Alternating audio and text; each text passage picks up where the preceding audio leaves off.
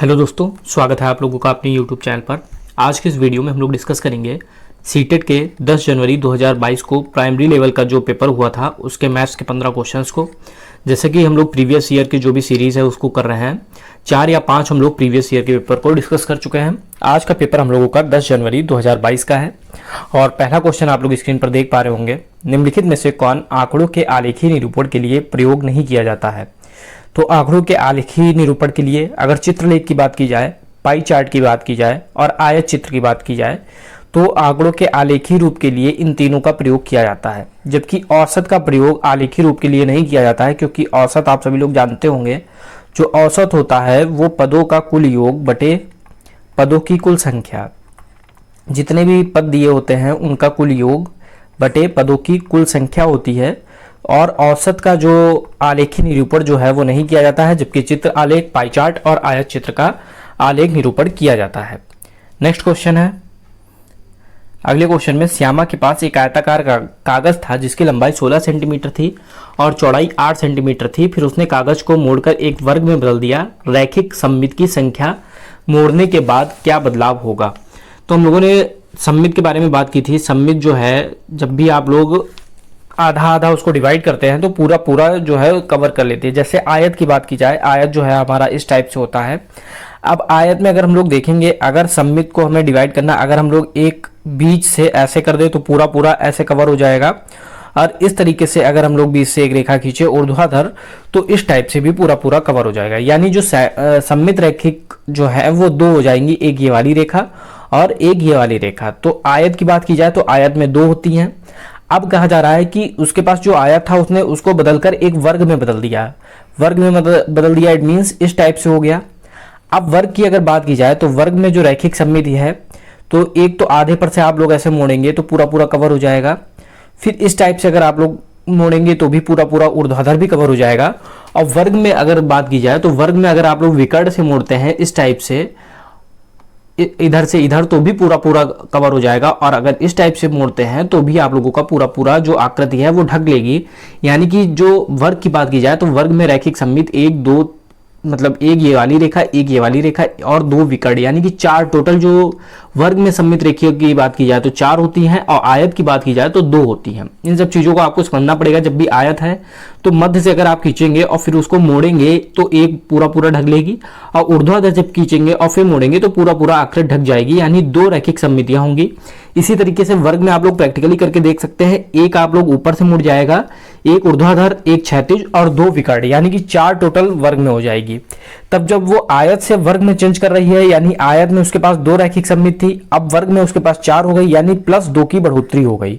तो यहाँ पे हम लोगों का जो आंसर हो जाएगी, रैखिक सममिति की संख्या 2 बढ़ जाएगी। तो आयत में आप लोग सीधे सीधे भी याद रख सकते हैं, आयत में जो सममित रेखाएं होती हैं वो 2 होती हैं और वर्ग में 4 होती हैं, यानी कि 2 जो है वो बढ़ जाएगी। नेक्स्ट है, राधा के पास एक आयताकार कार्ड है जिसकी लंबाई 20 सेंटीमीटर है और चौड़ाई 10 सेंटीमीटर है। रेणु के पास एक वर्गाकार कार्ड है जिसकी भुजा 15 सेंटीमीटर, दोनों परिमापों का अंतर क्या होगा? तो परिमाप की बात की जाए तो आयत का परिमाप अगर है तो 2 ब्रैकेट में लंबाई प्लस चौड़ाई। अगर वही वर्ग का परिमाप है तो सॉरी, यहां पर हो जाता है वर्ग का परिमाप 4 गुणे भुजा। वर्ग की बात की जाए तो 4 गुणे भुजा, और आयत की बात की जाए तो 2 ब्रैकेट में लंबाई प्लस चौड़ाई। तो ये आयत के और वर्ग के परिमाप के फार्मूले होते हैं। अब आयत की लंबाई 20 सेंटीमीटर है, चौड़ाई 10 सेंटीमीटर है, इसको हम लोग सॉल्व कर लेंगे तो 20 और 10 30 हो गया, और 30 दूनी 60 हो गया, यानी 60 सेंटीमीटर परिमाप आ गया आयत का। अब इसी तरीके से वर्ग की बात की जाए, 4 गुणे भुजा, तो वर्ग की भुजा कितनी है? 15 सेंटीमीटर, तो 15 चक्कू 60 सेंटीमीटर, तो वर्ग का भी परिमाप कितना आ गया? 60 सेंटीमीटर। अब अंतर पूछ रहा है तो 60 माइनस 60 यानी कि 0। तो इस क्वेश्चन का जो आंसर हो जाएगा हमारा पहला हो जाएगा। सिंपल सा क्वेश्चन था, केवल अगर आपको आयत का फार्मूला पता है, वर्ग का फार्मूला पता है, तो आयत का फार्मूला 2 ब्रैकेट में लंबाई प्लस चौड़ाई, तो 20 और लंबाई पता थी, 10 चौड़ाई पता थी, 2 गुणे 30 यानी 60 सेंटीमीटर हो गया। इसी तरीके से वर्ग की भुजा 15 सेंटीमीटर थी, 4 गुणे 15 60 सेंटीमीटर हो गया। 60 माइनस 60 0 सेंटीमीटर, तो दोनों परिमापों का जो अंतर है वो 0 सेंटीमीटर होगा। नेक्स्ट क्वेश्चन है, नीचे दिए गए विकल्पों में वृत्त के भागों को चुनिए। तो वृत्त के भागों की बात की जाए तो वृत्त में त्रिज्या होती है, केंद्र होता है, व्यास होता है, लेकिन कोण नहीं होता, तो पहला तो गलत हो गया। परिधि होती है लेकिन भुजा नहीं होती है, त्रिज्या होती है, क्षेत्रफल भी निकाल सकते हैं लेकिन भुजा नहीं होती है, यानी कि ये वाला भी ऑप्शन गलत हो गया। त्रिज्या होती है, जीवा होती है, परिमाप होती है, लेकिन फिर से भुजा आ गई, भुजा नहीं होती, ये वाला भी ऑप्शन गलत हो गया। तो हमारा सही जो आंसर हो जाएगा वो लास्ट वाला हो जाएगा, परिधि, केंद्र, त्रिज्या और व्यास। परिधि भी होती है, केंद्र भी होती है, त्रिज्या भी होती है, व्यास भी होती है। अगर वृत्त की बात की जाए तो वृत्त की जो परिधि होती है वो आप लोगों की, जैसे आपने यहां से चलना स्टार्ट किया और फिर पूरा वृत्त घूम के आप यहीं पर आ गए, तो ये वृत्त की परिधि है। जितना भी आप लोगों को बाहर की जो लाइन दिखाई दे रही है वो वृत्त की परिधि है। परिधि का मतलब होता है परिमाप।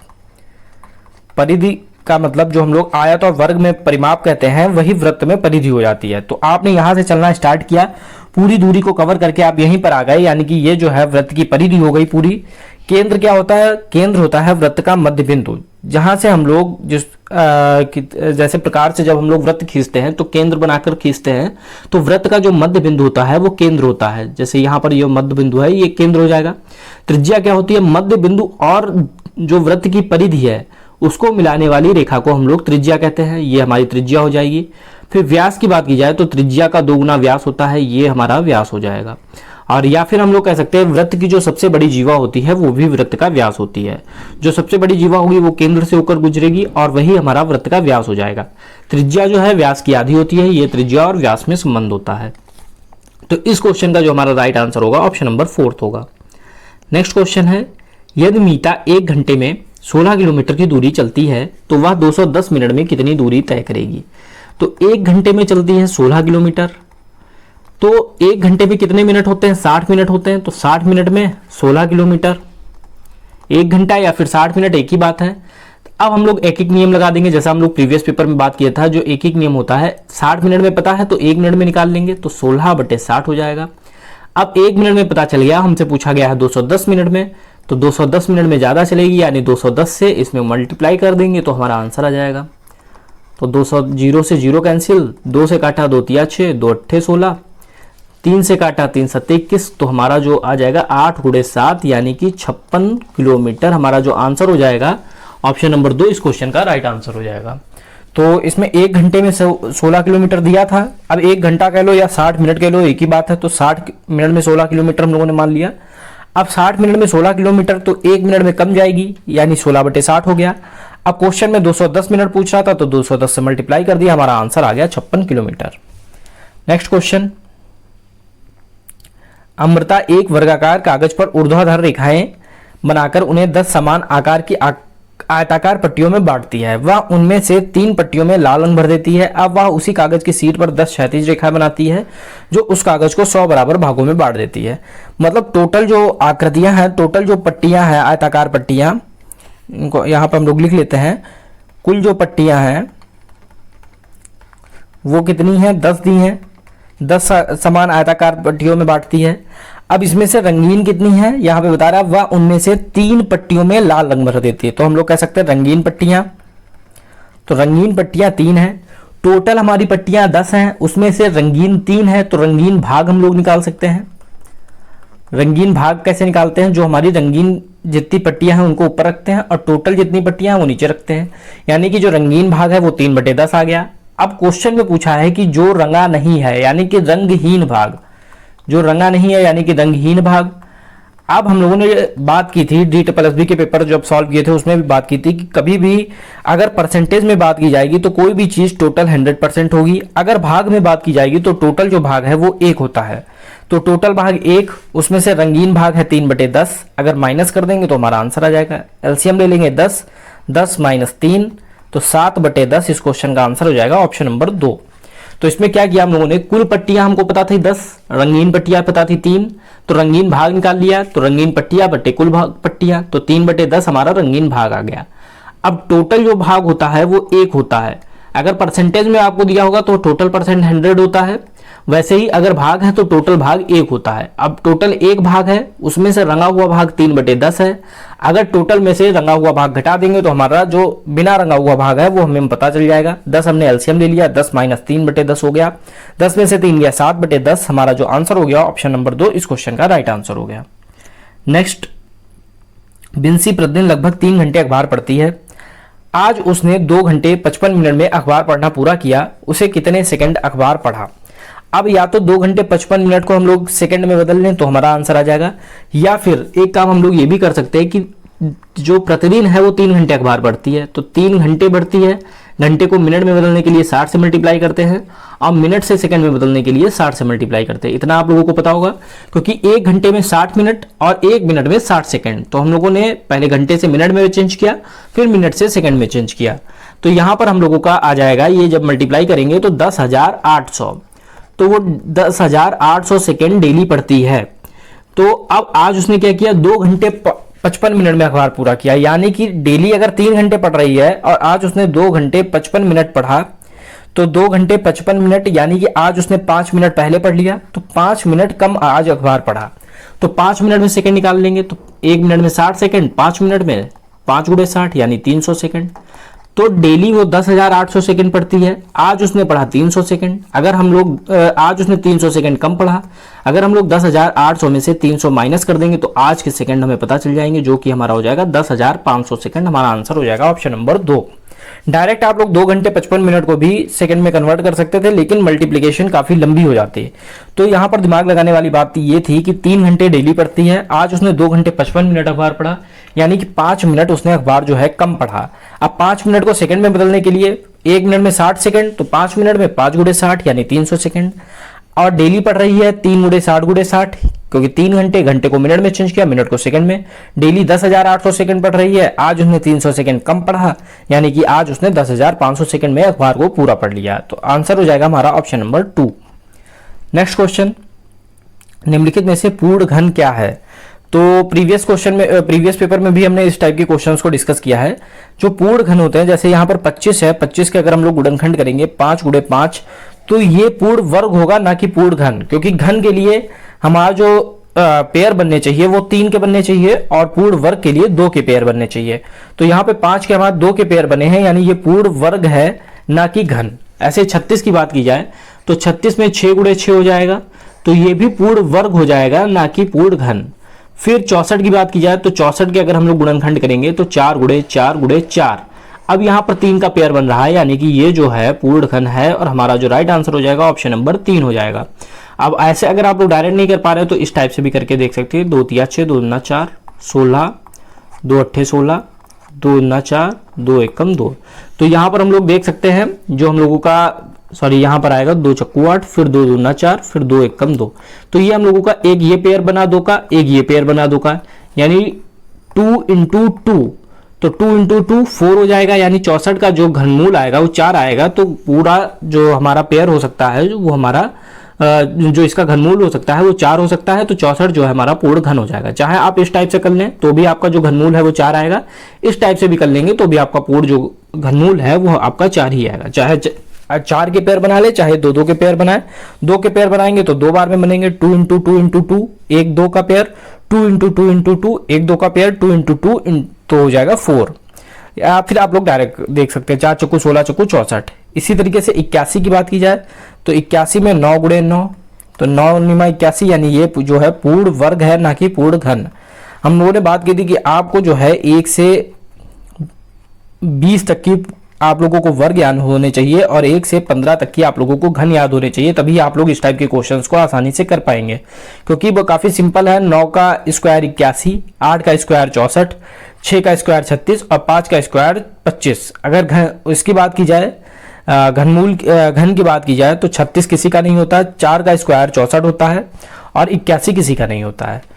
तो इसी तरीके से आप लोगों को 1 से 15 तक कम से कम आप लोगों को घन याद होने चाहिए और 1 से 20 तक आप लोगों को वर्ग याद होने चाहिए। नेक्स्ट है, कार्तिक रात में 10 बजे सोकर सुबह 6 बजे उठता है, तो वह दिन में का 1/8 भाग खेलने, 1/6 भाग पढ़ने में, वह दिन का कितना भाग अन्य गतिविधियों में व्यतीत करता है। तो बात की जाए कुल घंटे, एक दिन में कुल घंटे कितने होते हैं, 24 घंटे होते हैं। अब 10 बजे सोकर सुबह 6 बजे उठता है, तो सोने में उसे टाइम लगता है, अगर 10 बजे सोया है और सुबह 6 बजे उठा है, यानी कि वो 8 घंटे का समय ले रहा है। इसको आप लोग माइनस भी कर सकते हैं इस टाइप से, 6 बजे उठा और 10 बजे सोया, तो ये आपका सुबह का टाइम है, ये शाम का टाइम है। 6 से आप लोग वैसे कॉमन सेंस से कर सकते हैं, 6 से 12 10 बजे सोया और 6 बजे उठा, 10 से 12 तक के 2 घंटे हो गए, और फिर 12 से 6 तक के 6 घंटे हो गए, यानी टोटल 8 घंटे का समय लग गया सोने में। तो आप लोग डायरेक्ट भी कर सकते हैं, अदरवाइज 10 में से 6 घटाएंगे तो भी आप लोगों को आंसर मिल जाएगा। 6 में से 10 घटाएंगे तो भी आप लोगों को आंसर मिल जाएगा। तो इसको फिलहाल डायरेक्ट आप 10 बजे सोया, 6 बजे उठा, यानी 8 घंटे उसने सोने में व्यतीत कर दिए। अब वह दिन का 1/8 भाग खेलने में। तो खेलने की बात की जाए तो टोटल जो टाइम है उसके पास 24 घंटे का है, उसमें 1/8 भाग खेलने में, यानी 8/3 घंटे उसने खेला। 24 का 1/8 भाग खेलने में निकाला, यानी 1/8 3 घंटे आ गया। फिर इसी तरीके से पढ़ने में 1/6 भाग, टोटल 24 घंटे होते हैं, 1/6 भाग उसने पढ़ा, यानी 6 चौक 24, तो 4 घंटे उसने पढ़ा। अब 4 घंटे पढ़ा, 3 घंटे उसने खेला, 8 घंटे सोया, यानी टोटल जो उसकी गतिविधि हो गई 8 + 3 + 4, 8 3 11 4 15 घंटे। तो 15 घंटे में उसने सोने, खेलने और पढ़ने में व्यतीत किया। अब कह रहा है अन्य गतिविधियों में कितना व्यतीत करता है, तो अन्य कितना, टोटल हमारा 24 घंटे होते हैं, 15 घंटे वो हमें पता है कि खेलने, पढ़ने और सोने में व्यतीत करता है। तो अन्य गतिविधियां कितनी बची, 24 में से 15 माइनस कर देंगे तो 9 घंटे। तो 9 घंटे जो है अन्य गतिविधियां करता है, जबकि हमारे जो ऑप्शन है वो भाग में है, तो 9 घंटे करता है। टोटल जो घंटे होते हैं वो हमारे 24 होते हैं, तो 3 × 9 3 × 8 24, 3/8 हम लोगों का इस क्वेश्चन का आंसर हो जाएगा, जो कि हमारा हो जाएगा ऑप्शन नंबर 4। तो कार्तिक जो है 10 बजे सोया, सुबह 6 बजे उठा, तो 10 से 12 2 घंटे हो गए, और 12 से 6 6 घंटे हो गए, यानी टोटल 8 घंटे उसने सोया। फिर 1/8 भाग खेलने में, यानी 24 टोटल घंटे होते हैं, 1/8 खेला, यानी 3 घंटे खेला। 24 पूरे घंटे होते हैं, और 1/6 भाग पढ़ा, यानी 1/6 6 चौक 24, 4 घंटे उसने पढ़ा। तो 4 घंटे पढ़ा, 3 घंटे खेला और 8 घंटे सोया, यानी 8 3 11 4 15 घंटे उसका ऐसे व्यतीत हो गया था। फिर 15 के बाद उसने 24 टोटल घंटे होते हैं, 15 घंटे ऐसे खर्च कर दिए, यानी उसके पास बचे 9 घंटे। अब 9 घंटे उसने अन्य गतिविधियां, जो कि हमारा टोटल होता है 24, भाग निकालना था, 3 × 9 3 × 8 24, 3/8 भाग हमारा इस क्वेश्चन का आंसर हो गया। नेक्स्ट क्वेश्चन, रुशिदा और रेखा की चींटियों की लंबाई 1 मीटर क्रमशः, लंबाइयां 1 मीटर क्रमशः 4/5वां भाग और 5/7वां भाग है। दोनों चींटियों की लंबाइयों का योग क्या ज्ञात कीजिए। तो अगर यहां पर बात की जाए 1 मीटर का 4/5वां, यानी 1 मीटर का 4/5 भाग, तो 4/5 मीटर हो गई रुशिदा। फिर इसी तरीके से रेखा, तो रेखा का क्या है 1 मीटर का 5/7वां भाग, तो कितना हो गया 5/7 मीटर। अब इनका योग निकालना है, तो 4/5 + 5/7, एलसीएम ले लेंगे 7 और 5 का, तो 5 और 7 का आप लोग डायरेक्ट भी ले सकते हैं, अदरवाइज इस टाइप से भी आप लोग ले सकते हैं। तो एलसीएम हो गया हमारा 5 × 7, यानी कि 35। अब एलसीएम 35 हो गया, फिर 5 से 35 को डिवाइड किया 7 आया, तो 7 की मल्टीप्लाई 4 से 28। इसी तरीके से 7 से 5 को डिवाइड किया 5 आया, 5 और 5 की मल्टीप्लाई 25, तो 28 और 25 हमारा हो गया 53/35 मीटर। 53/35 मीटर हमारा आंसर हो गया। जबकि हमारे आंसर मिश्र भिन्न में है, तो हम लोग इसको मिश्र भिन्न में चेंज कर लेंगे। मिश्र भिन्न में चेंज करने के लिए हम लोग डिवाइड कर देते, 35 से 53 को डिवाइड किया, एक बार में गया तो 35, 13 में से 5 गया 8, 4 में से 3 गया 1, 18 शेष बच गया। तो इसको मिश्र भिन्न में लिखना है, तो एक सही जो हमारा शेष है वो ऊपर आ जाता है, और 35, एक सही 18/35, यानी ऑप्शन नंबर 2 हमारा राइट आंसर हो गया। तो मिश्र भिन्न में चेंज करने के लिए जो हमारा हर है वो तो हर में ही रहेगा, जो हमारा भागफल आएगा वो हमारा यहाँ पर आ जाएगा, और जो हमारा शेषफल हो जाएगा वो अंश में चेंज हो जाएगा। तो रुशिदा की 4/5 मीटर थी, रेखा की 5/7 थी, तो 5 और 7 का एलसीएम 35 ले लिया, एलसीएम लेके हम लोगों ने सॉल्व कर लिया, 53/35 हो गया हम लोगों का आंसर, जो कि मिश्र भिन्न में चेंज करने पर एक सही 18/35 हो गया। नेक्स्ट क्वेश्चन है 10 - 10 + 10 - 10।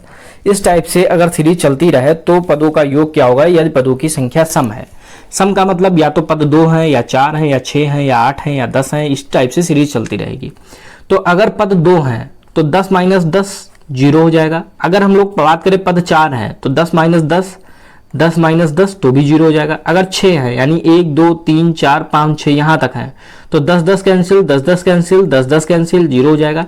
यानी चाहे पद 2 हो या 4 हो या 6 हो या 8 हो या 10 हो, अगर पद सम है तो पदों का जो योग होगा वो जीरो होगा। हमारा आंसर हो जाएगा ऑप्शन नंबर 3, क्योंकि पहला पद हमारा प्लस में है, दूसरा माइनस में है, तो ये कैंसिल होकर जीरो बना देंगे। इसलिए चाहे 2 हो, अगर 4 होंगे तो 10 माइनस 10 प्लस 10 माइनस 10, ये और ये कैंसिल हो जाएंगे, ये कैंसिल हो जाएंगे, फिर जीरो आ जाएगा। अगर 6 होंगे तो 10 minus 10 plus 10 minus 10 plus 10 minus 10, तो प्लस माइनस कैंसिल, जीरो आ जाएगा। यानी चाहे पदों की संख्या 2 हो, 4 हो, 6 हो, 8 हो या 10 हो या 12 हो, कितने भी हो, बस पदों की अगर संख्या सम है तो जो पदों का टोटल योग है वो जीरो आएगा। हमारा इस क्वेश्चन का जो राइट आंसर होगा ऑप्शन नंबर 3। नेक्स्ट क्वेश्चन है, विभिन्न गांवों में किसानों की एक दिन की मजदूरी नीचे दी गई है और जगत गांव ए यानी कि जिसमें ये एक दिन की मजदूरी 185 है, 105 दिन काम करता है। अब जगत की बात की जाए तो 185 है उसकी एक दिन की मजदूरी, 105 दिन उसने काम किया है, यानी टोटल उसको कितने रुपए मिले, 185 रुपए एक दिन का मिलता है, 105 दिन काम किया। अगर दोनों की मल्टीप्लाई कर देंगे तो टोटल रुपए हमें पता चल जाएंगे 19,425 रुपए। और रेणु गांव सी में 180 दिन काम करती है, गांव सी में एक दिन में 93 रुपए मिलते हैं। कितने दिन, 180 दिन काम किया, तो हम लोग अगर इनकी मल्टीप्लाई कर देंगे तो रेणु के रुपए पता चल जाएंगे, जो कि हो जाएंगे 16,740 रुपए। ये है जगत के और ये है रेणु के रुपए। अब हमसे क्वेश्चन में पूछ रहा है कि कौन ज्यादा रुपए कमाता है और कितने। अब यहां से ये तो हमें पता चल गया कि जगत ज्यादा रुपए कमाता है क्योंकि 19,425 है, तो जगत के ज्यादा हैं। अब कितने ज्यादा हैं तो माइनस कर देंगे, तो माइनस करेंगे तो ये 5 हो जाएगा, ये 8 हो जाएगा, ये 6 2, यानी 2,685 रुपए जगत जो है अधिक कमाता है। तो जगत रेणु से 2,685 रुपए ज्यादा कमाता है। ऑप्शन नंबर 1 हमारा राइट आंसर हो जाएगा। तो सिंपल सा क्वेश्चन था, जगत के लिए बोल रहा था कि ए में काम करता है तो ए में 185 रुपए एक दिन का मिलता है, वो 105 दिन काम करता है, दोनों को मल्टीप्लाई कर दें 19,425 रुपए हो गया। सी में रेणु काम करती है तो सी में एक दिन का 93 रुपए मिलता है, 180 दिन काम करती है तो टोटल 16,740 रुपए कमाती है। दोनों को माइनस कर देंगे, 2,685 रुपए अधिक कमाता है जगत, यानी ऑप्शन नंबर 1 हमारा इस क्वेश्चन का राइट आंसर हो जाएगा। नेक्स्ट क्वेश्चन है, निम्नलिखित में से कौन सा 1 और 6 दशांश के बराबर है। तो काफी सिंपल क्वेश्चन है, 1 करा 1 तो 1 का मतलब 1, 6 दशांश 10 का मतलब होता है 10वां भाग, यानी दशांश का मतलब हो गया 6/10। अब इसको अगर हम लोग ऐड कर देंगे हमारा आंसर आ जाएगा। 10 एलसीएम ले लिया तो 10 प्लस 6 तो 16/10। अब इसको चाहे आप लोग भाग करके देख सकते हैं या डायरेक्ट 1.6 हो जाएगा, इस टाइप से भाग करेंगे। 10 एकम 10 बचा 6, ना जाने का दशमलव लगाते हैं, 0 10 छक्का 60, तो हमारा आंसर हो गया 1.6, यानी कि ऑप्शन नंबर 2 इस क्वेश्चन का राइट आंसर हो जाएगा। सिंपल सा क्वेश्चन है, कह रहा 1 और 6 दशांश, 1 का 1 लिख दिया हम लोगों ने, 6 दशांश का मतलब 6/10। अगर शतांश कहता तो 6/100, हजारवा भाग कहता तो 1/1000। यहाँ पे दशांश कह रहा था यानी 10वां अंश, तो 6 का 10वां अंश 6/10। डायरेक्ट आप ऐसे भी कर सकते हैं, 6/10 का मतलब होता है 0.6, ऐड करेंगे 1.6। तो इस क्वेश्चन का जो राइट आंसर हो जाएगा ऑप्शन नंबर 2। नेक्स्ट क्वेश्चन, अगले क्वेश्चन में आरोही क्रम में कौन से लिखे गए हैं। तो आरोही क्रम में हमें बताना है, तो इसमें जो पहला है 0.866, फिर सबसे पहले तो 0.866 आएगा क्योंकि बाकी जो है वो हमारे 8 पॉइंट से स्टार्ट हो रहे हैं और ये 0.866 है, यानी 0.866 सबसे छोटा है। आरोही क्रम का मतलब सबसे छोटा, फिर उससे बड़ा, फिर उससे बड़ा, फिर उससे बड़ा। तो सबसे पहले हमारा आएगा 0.866, फिर अगर हम लोग देखेंगे तो हमारा आएगा यहाँ पर 8.006। यहाँ पर हम लोग देख सकते हैं इसमें हमारा आ रहा है 8.006, इसमें भी आ रहा है, इसमें भी आ रहा है, क्योंकि 8.06 बड़ा होता है, 8.006 एक और जीरो पहले लग गया, यानी कि ये छोटा हो गया, तो ये हमारा पहले आ जाएगा। फिर नेक्स्ट जो पद आएगा वो हमारा 8.06 आएगा, क्योंकि अब हमारा जो है 8.06, तो हमारा किस में मैच कर रहा है, इसमें मैच कर रहा है। नेक्स्ट हमारा हो जाएगा 8.0066, सॉरी 8.066, फिर हमारा 8.60, फिर हमारा 80.6। इसको दूसरे तरीके से हम लोग कर सकते हैं कि सबसे बड़ा हमारा जो है 80 आएगा, यानी 80 लास्ट में आएगा, तो यहाँ पर लास्ट में आ रहा है। सबसे छोटा हमारा 0.866 है, तो हमारा इनमें आ रहा है। फिर इसके बाद हमारा 8.06, 8.006, इनमें जो छोटा है वो 8.006 है, यानी सेकंड पे 8.006 आएगा। अब हमारे ये दो ऑप्शन बचे, फिर हमारा 8.066 है और 8.06 है, यानी कि फिर इससे बड़ी जो हमारी है ये वाली हो जाएगी 8.06, फिर उसके बाद 8.066 आ जाएगा ये वाला। तो ऑप्शन नंबर 3 हमारा राइट आंसर हो जाएगा। आरोही क्रम का मतलब होता है सबसे छोटा, फिर उससे बड़ा, फिर उससे बड़ा, फिर उससे बड़ा। नेक्स्ट क्वेश्चन, म्याऊं खेल को खेलने के लिए सब लोग एक गोले में खड़े होते हैं। एक खिलाड़ी बोलता है 1, अगला खिलाड़ी कहता है 2, और ऐसे ही खेल चलता रहता है। जिस खिलाड़ी को 7 या फिर 7 से भाग होने वाली संख्या बोलनी है वह उस संख्या की जगह म्याऊं कहेगा। जो म्याऊं कहना भूल गया वह खेल से बाहर हो जाएगा। अंत में म्याऊं बोलने वाला खिलाड़ी जीत जाएगा। विजेता बनने के लिए निम्नलिखित में से किस समूह की संख्या आने पर म्याऊं बोलना होगा?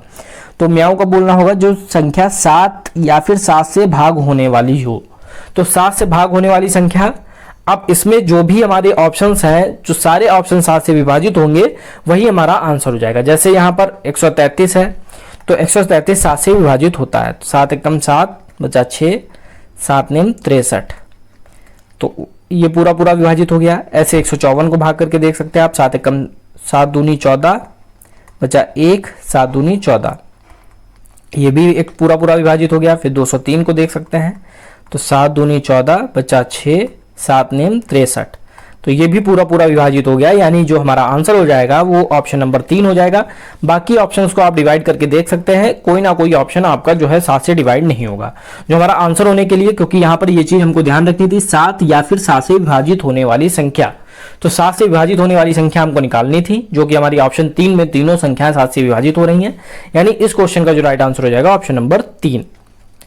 तो फ्रेंड्स, ये थी आज की हम लोगों की वीडियो, जिसमें हम लोगों ने 8 जनवरी 2022 के जो सीटेट के मैथ्स के क्वेश्चन पूछे गए थे प्राइमरी लेवल पे, उनको हम लोगों ने डिस्कस किया।